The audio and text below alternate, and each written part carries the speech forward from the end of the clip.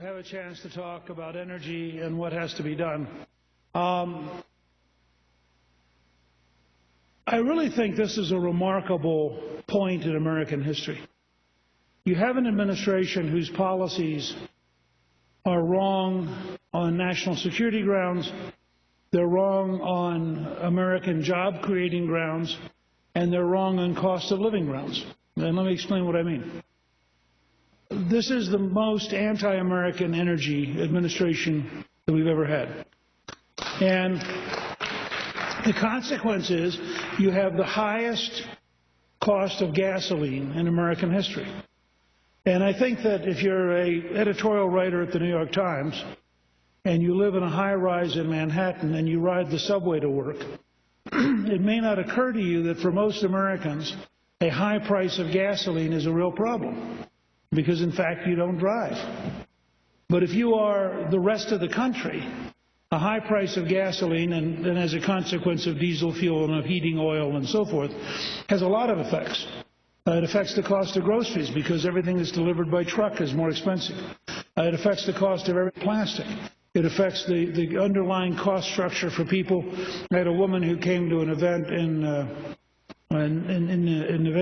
Nevada, who was in Nevada, Iowa, in Nevada, who said to me that she was rationed to 2 trips a week, and I was one of her 2 trips. So let me just start at the most practical level. This administration, the Obama administration's high-price, anti-American model is very dangerous and very destructive. Let me put it in context. Just the news of the last 48 or 72 hours.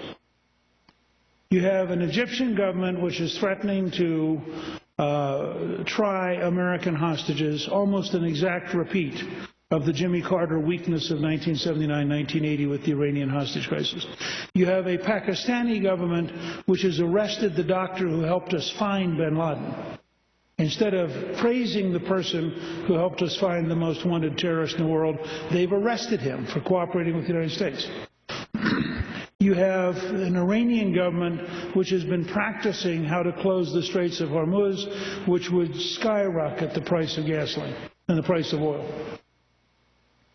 Faced with all that, a rational, serious American government would have a crash program on American energy and would say our goal is to become so independent of the Middle East that we actually don't care what they do.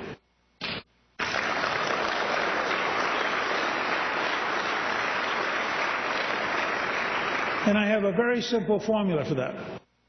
If you want to measure what our goal is, it is to ensure that no American president ever again bows to a king.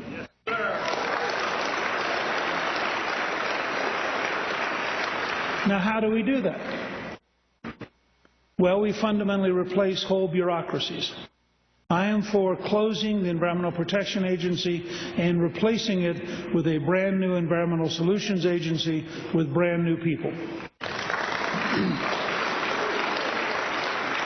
The Environmental Solutions Agency would have to have as a first test common sense. And you can talk to any farmer anywhere in America about the proposed dust regulations, and you'll have an initial idea of what I mean by common sense. I was in Arizona recently, and they said they had this meeting with an EPA executive who was explaining to them that EPA has control over particulate matter in the air because of the Clean Air Act, and that dust was a particulate matter, and that they were considerably concerned about the fact that in Arizona you get dust storms, and that this is a sign that something is going wrong. And so they were out there to try to figure out. And he said, for example, could you, during certain parts of the year, could you water the areas that produce the dust storms?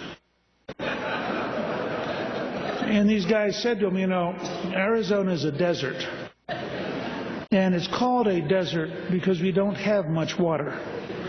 But they said, literally, this was the kind of dialogue underway. So start out, one, we should have an Environmental Solutions Agency which has common sense, which has to take into account economics in making its decisions, which has a collaborative attitude towards state and local government rather than a dictatorial attitude, and which encourages entrepreneurs and incentives to solve problems with new and better solutions, not with red tape, litigation, and lawsuits. Be a help. Second, we should fundamentally overhaul the Department of the Interior. You know, the Obama administration very cleverly said that they were going to lift the moratorium on the Gulf and replace it with a permitting system, and they wouldn't issue any permits. But there was no moratorium. You just had to apply for a permit, which they wouldn't give you, but the permit system was there, so it wasn't a moratorium. And I was in New Orleans recently. I mean, people are so angry about this. People say whatever irritation they felt with BP was replaced by how angry they are at the Obama administration. And remember, these are $80,000 a year jobs off the coast of Louisiana. So in an economy that has economic problems, these are pretty good jobs. And I thought it was a sign. I think the administration was so out of touch with reality, they did not realize that these really big deep water rigs move. And so they thought they could put a moratorium out, score political points, although their expert panel had advised against having a moratorium, said it was exactly the wrong policy. But they did this political moratorium. The first rig that moved went to Egypt, taking $80,000 a year jobs and all the royalties that would have been paid to the government for the oil that would have been produced. But the second rig to move really, I thought, was the best. The guy who was in charge of the company was obviously a hardcore conservative.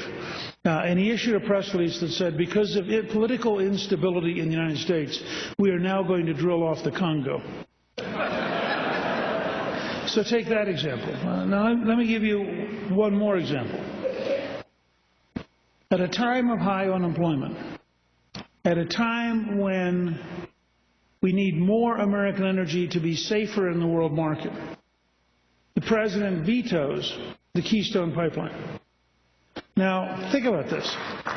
This kills 30 to 50,000 jobs. It kills jobs in Houston and Galveston processing the oil and shipping it for probably 50 years. And it blocks the U.S. from having a pipeline bringing oil which we could use in a crisis if we had, in fact, a problem in the Middle East. The Canadians are now seriously looking at a partnership with China to build the pipeline due west across the Rockies to Vancouver. And what I've said is, I am committed, if I end up as President of the United States, on the very first day, I will sign an executive order allowing the construction of the Keystone Pipeline so that Canada can have an American partner on January 20th, not a Chinese partner.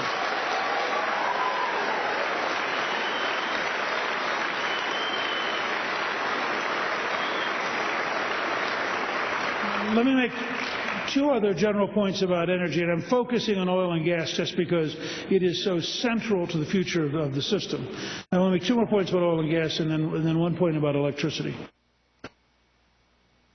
The fact is, we should allow, and I would as President immediately issue executive orders opening up federal land both for oil and gas and for minerals. When you realize that the U.S. government operates 85% of Nevada, and that the Bureau of Land Management does not want to allow any development, has a deep bias against development. Remember, the reason North Dakota has 3.5% unemployment and has had 7 straight tax cuts at the state government level is because the oil was on private land. If North Dakota had been public land, we would have no idea how big the Bakken Formation is. It turns out the Bakken Formation is 25 times, not 25%, 2,500% bigger than the U.S. Geological Survey thought it was.